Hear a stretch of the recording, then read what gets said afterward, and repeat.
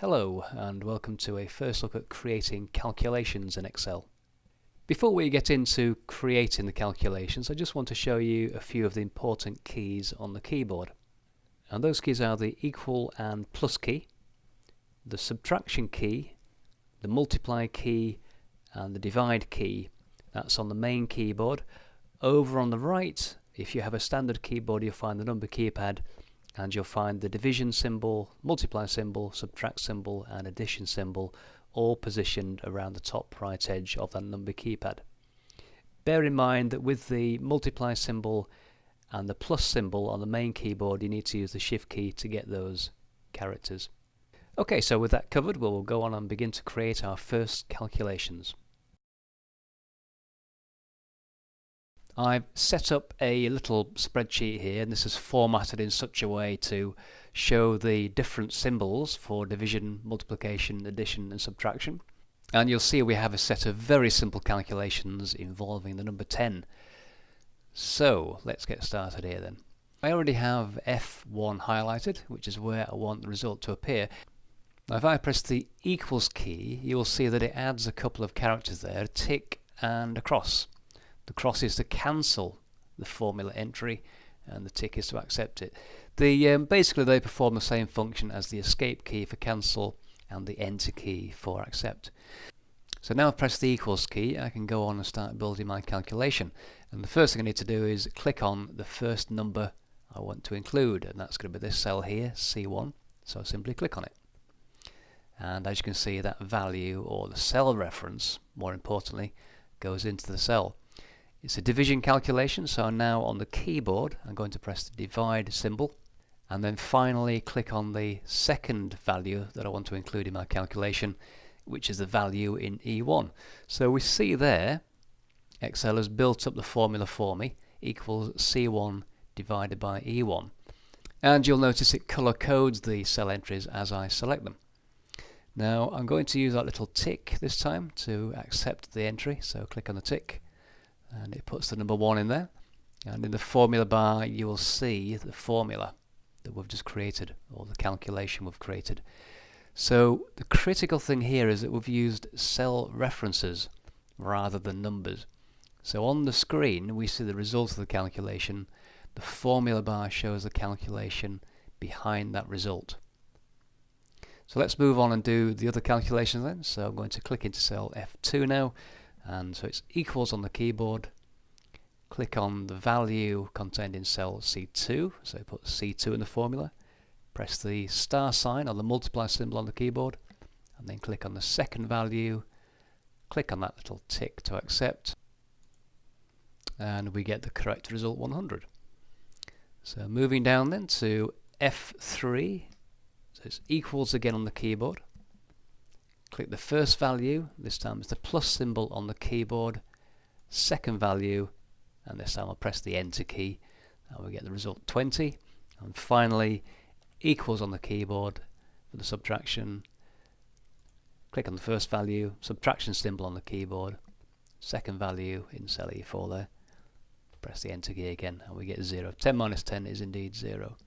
The reason that we use the cell reference is that if any of these calculations now changes, or any of the original values changes, the result will also change. So if I change this cell in E4 to say 5 instead of 10, so just type 5, press enter, you'll see the calculation updates automatically to change the result. And we can do the same thing in the next one above, so if I change that to 50 instead of 10, we get the answer 60. And if we change the second 10 in the multiplication to an 8, we shall get 80, which we do. And if we say 75 divided by 10, we get the result 7.5. And that's the fundamental thing to understand about spreadsheets, is that when you create those calculations, and if I just click on any one of those formulas again, this is why we use cell references as opposed to numbers. We can use numbers instead of cell references, but it won't work correctly. So if I just delete that calculation out of F1 and we recreate it, so equals on the keyboard, and this time I'm going to type in the numbers. So I'm going to type 75 divided by 10, press the enter key, and we get the same result. That's great. But how about if we now change this value in C1? So somebody comes along and changes that to 50. Well, clearly that's a problem. So 50 divided by 10 isn't 7.5. So let's just fix that by, again, deleting equals on the keyboard, click the value in the cell, divide on the keyboard, click the value in the second cell, press enter, and we now have the correct result. So let's go on and look at some more examples. Here we have another set of examples. As you can see, our first one is an addition. So here we have some petty cash receipts, and we're going to work out the total first of all. So click in the cell where the total needs to go. This is cell B8. Press the equals key to begin the calculation. And I can click on the first item, press the plus key, click on the second item, press the plus key again, and click on the third value. So that's gathered all the items together in a formula, equals B4 plus B5 plus B6. In other words, 3 plus 16 plus 22. Let's click on that little tick there, and we get the result 41. And again, the nice thing about any Excel calculation that's linked to data is that if we have a problem with one of our original numbers, let's say paperclips goes up to 6, you will see that the result automatically updates to 44. Okay, so moving along then to subtraction. Again, click in the cell where the result needs to go, and this time we have a calculation that needs the discount taking off the original price. So again, equals on the keyboard, click on the original price, minus on the keyboard, click on the discount value. This time I'll just press the enter key, and you can see the result there. If I just move back to the cell, remember you can always check in the formula bar to see the actual calculation behind the result. So moving along to the multiplication example, you're probably getting the hang of it by now. So equals to begin, click on the quantity in this case, press the multiply key on the keyboard, the star sign, click on the price per unit, and then again just press the enter key. Now we get 391.6 as the result. Come along to the final example, and this is a division calculation. So again, click the cell we want the result to appear in, equals on the keyboard, click on the prize money value in this case, divide on the keyboard, the / key, click on the number of lottery winners in this case, 8, press the enter key, and we see that each person will be receiving 625 whatevers, dollars, pounds, it doesn't really matter. So there are 4 examples: an addition, subtraction, a multiplication and a division calculation, and how you create those formulas, those calculations in Excel. So now we've seen how to create these basic calculations. Let's go back to our original spreadsheet and create the calculations for that example.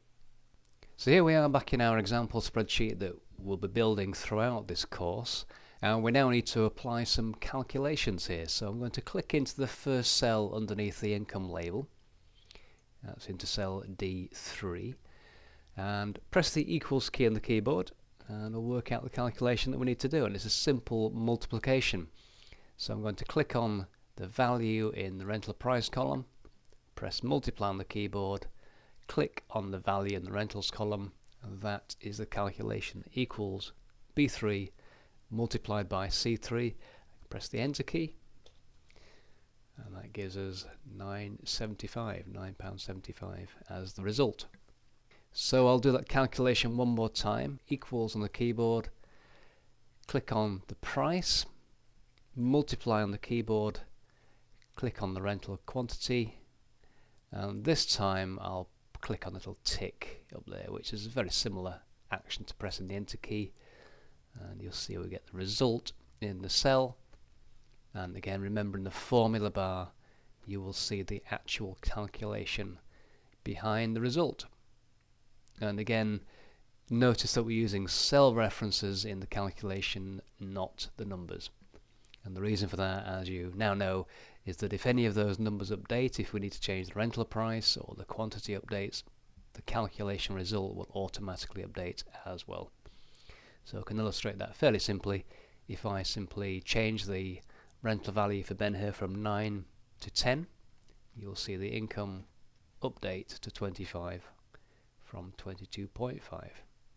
Now, creating these calculations one by one is a bit tedious, especially if you have a long list of calculations to create. But what I'm going to do here is select both of these calculations, actually. Click and drag down and press delete, and then come back to the cell for the first calculation. And what I'm going to do here is show you how in actuality you would create your list of calculations. One thing to bear in mind for Excel is that in virtually all circumstances you only ever need to create one calculation, and then you can copy that down or copy that across to fill in the remaining cells. So for instance here I have to fill in calculations for cells from D3 down to D9, but I only need to create a calculation in cell D3, and we'll show you that right now.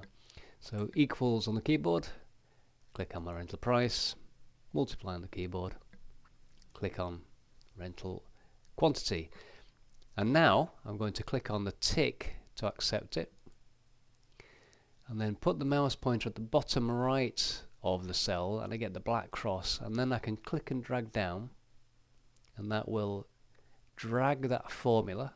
Now I know nothing appears to be happening at the moment, there's a sort of a grey outline. As soon as I release the mouse button, Excel automatically places the calculation into each of those cells for me. The important thing to notice here is that if I come back to the first cell, D3, look in the formula bar, it says B3 times C3.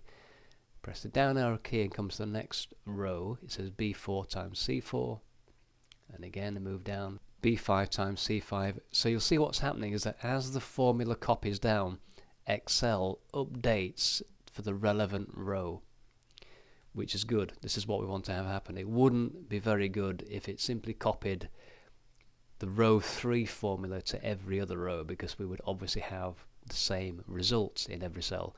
So Excel cleverly updates the formula depending on whether we move down rows or across cells. When you move down rows, Excel updates the row number. So in this case it goes B5, B6, B7, etc. So as I continue down here, you can see the cell references have updated correctly, so the calculation does apply to the relevant row of information.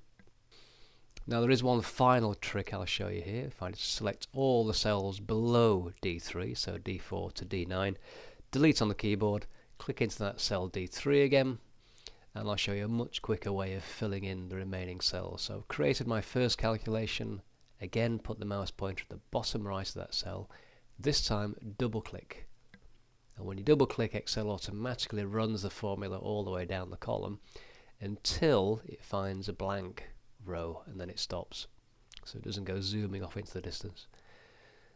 And that's a nice quick way of creating formulas for your spreadsheets. Okay, I'll just click away there to deselect, and I'll save by simply clicking the save button there, and that will overwrite the previous version. That concludes this first look at Excel calculations, and in the next tutorial we're going to start looking at functions. So thank you for watching this, hope you found something useful in there, and see you next time.